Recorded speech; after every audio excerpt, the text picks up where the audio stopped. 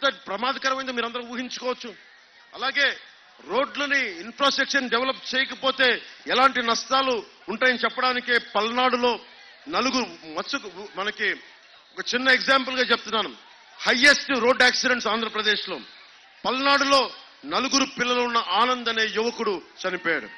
కాకినాడలో పెద్దపాలెం చెందిన భవన నిర్మాణ కూలి సత్యబాబు చనిపోయారు. చిత్తూరు జిల్లా గొంటిపల్లి చెరువు దగ్గర కరుణాకర్ రెడ్డి గారు చనిపోయారు.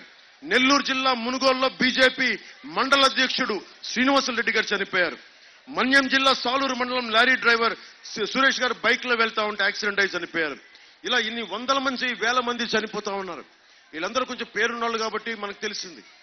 నేను కోరుకుంటుంది కూడా కనీసం మౌలిక అవసరాలు, కనీసం గుంతలు పూడ్చలేని ప్రభుత్వం మీకు ఇంకోసారి కావాలా లేదన్నది మీరు నిర్ణయించుకోండి.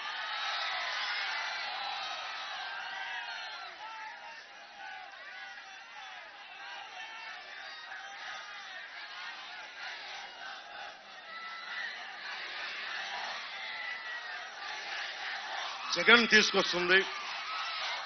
ఈసారి కొడితే కుంభస్థలం బద్దలు అవ్వాలి, బద్దలు అవుతుంది. బద్దలు కొడదాం.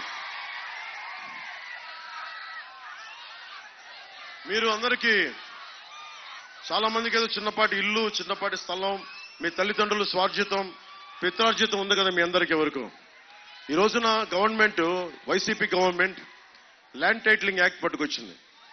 ఇది మీరు చాలా జాగ్రత్తగా వినాలి మాట. మీ భవిష్యత్తు కూడా ఇది చాలా అవసరం.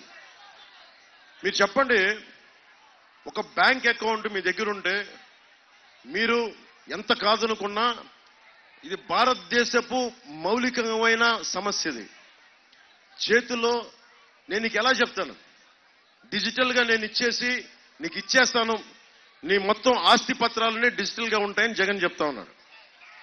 సరే, సంతోషం, టెక్నాలజీ మారిపోతుంది, అద్భుతం జరుగుతోంది అని.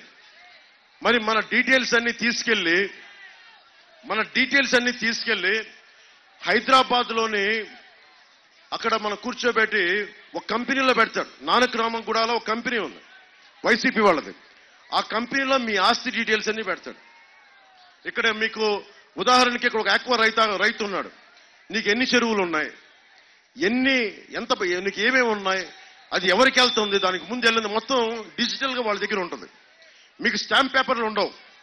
ఎవడన్నా సరే రేపు పొద్దున వచ్చి ఏ పులివెందల నుంచో జగన్ మనిషి వచ్చి ఇక్కడ వచ్చి ఈ స్థలం నాది అని కోర్టుకి మనకి సబ్ రిజిస్ట్రార్ ఆఫీసులో పెట్టుకుంటే అది మీకు తెలియాలి. అది మీకు తెలియకపోతే, మీరు క్లెయిమ్ చేయకపోతే మీకు ఎప్పటికీ రాదు. అది వెళ్ళిపోయింది, మనకి ఓనర్షిప్ ట్రాన్స్ఫర్ అయిపోయింది. ఇది మన తాతగారులు ఇచ్చింది, మన పిత్రార్జితం, మన కష్టార్జితం కావచ్చు. ఇవన్నీ తీసేస్తున్నాడు జగన్. అంబేద్కర్ గారు ఒకటే చెప్తారు, నువ్వు ఎన్ని గొప్ప చట్టాలైనా చెయ్యి, ఎన్ని ఉన్నతమైన ప్రతిపాదనలు చట్టాలు చెయ్యి, పాలించేవాడి బుద్ధి వక్రంగా ఉంటే మనం ఏం చేయలేము. పాలించేవాడి జగన్ వక్రంగా ఉందా, సబబుగా ఉందో మీరు ఆలోచించండి. అరే, ఉపాధి అవకాశాలు ఇవ్వలేదు, డిఎస్సి నోటిఫికేషన్ ఇవ్వలేదు, సిపిఎస్ నువ్వు రద్దు చేయలేదు, రోడ్లు వేయలేదు, ఉపాధి అవకాశాలు ఇవ్వాల, ఫీజు రీయింబర్స్మెంట్లు చేశారా లేదా మీకు చెప్పండి. మీరు ఎన్ని ఫీజు రీయింబర్స్మెంట్లు చేశారు? ఫీజు రీయింబర్స్మెంట్లు 10% కూడా చేయని వ్యక్తి. ఇవన్నీ చెప్పుకుంటూ వెళ్ళిపోతే అతనికి విరామం ప్రకటించడం చాలా అవసరం రాజకీయాల నుంచి. వైసీపీకి క్రాప్ హాలిడే లాగా మన రైతాంగం ప్రకటించినట్టుగా వైసీపీకి పొలిటికల్ హాలిడే ప్రకటించడం చాలా అవసరం. వాళ్ళు సరిదిద్దుకొని భవిష్యత్తులో ఒక 10-12 సంవత్సరాల తర్వాత తిరిగి వస్తే అప్పుడు మీరు ఆలోచించండి. రోడ్ల మీద తిరిగాడు కదా, మా బాబే మా నాన్నే అని చెప్పి, అమ్మా నాన్నలేని బిడ్డనమ్మా నేను, అమ్మా నాన్నలేని బిడ్డనమ్మా, ఓటేయండమ్మా, మీ ఇంట్లో బిడ్డనమ్మా అన్నాడు. ఇంట్లో బిడ్డ ఏం చేశాడు? పొలాలు తీసేసుకుంటున్నాడు. ఇంట్లో బిడ్డ ఏం చేశాడు? మద్యపానాన్ని అందరికీ ఫ్రీగా సప్లై చేస్తున్నాడు. ఇంట్లో బిడ్డ ఏం చేశాడు?